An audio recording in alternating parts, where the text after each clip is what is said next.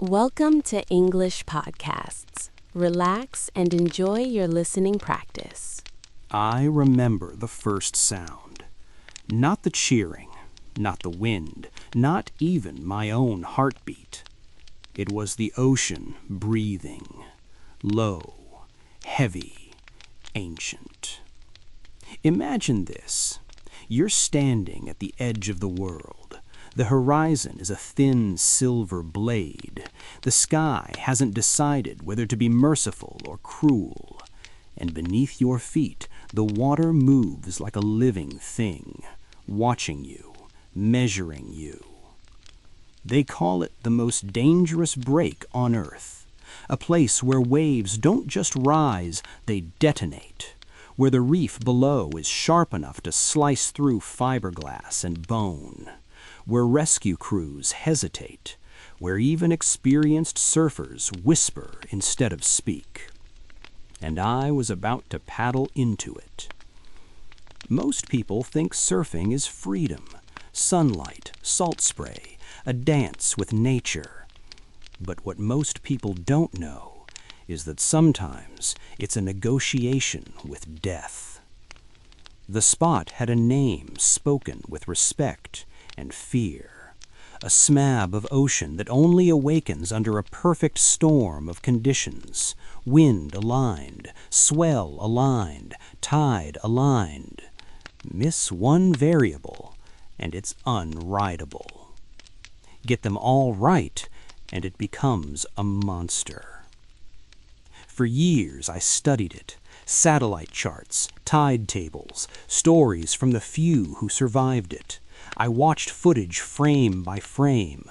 I memorized the reef's shape like a scar. Because here's the truth. The wave doesn't care how talented you are.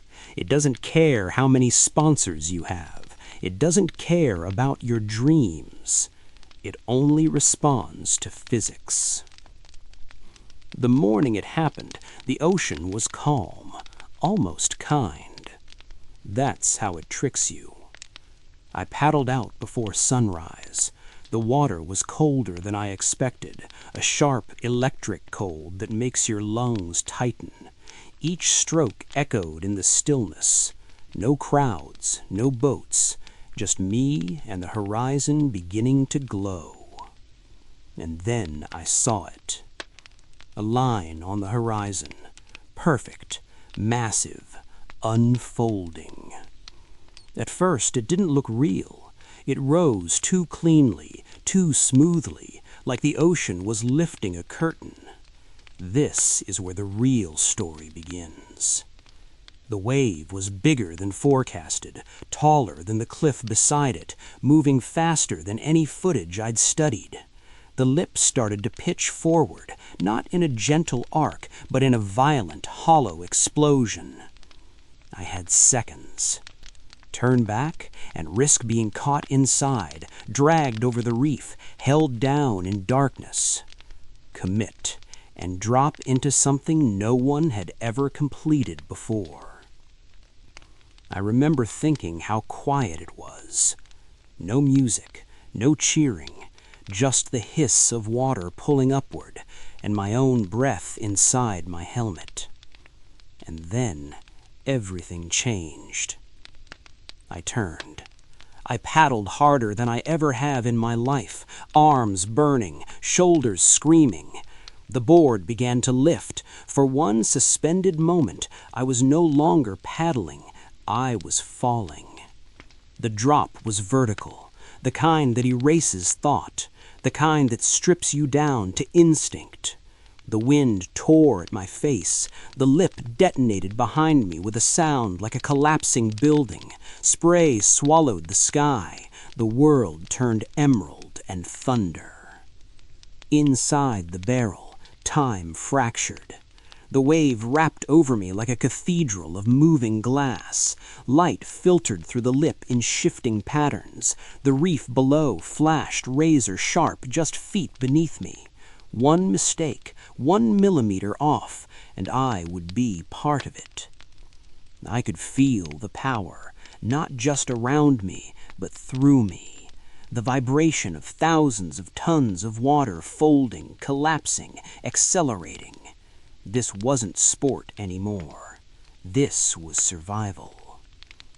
Halfway through, the wave began to clamp down. The exit was narrowing. The shoulder was disappearing. I'd outrun waves before, but this one was hunting me. My legs were shaking. My lungs were on fire. And the sound was deafening. A roar so complete that erased everything else. I leaned forward, not away from it, into it. For a split second, I disappeared, engulfed. The lip grazed my back, the board skipped, the rail caught, then released, and suddenly, silence.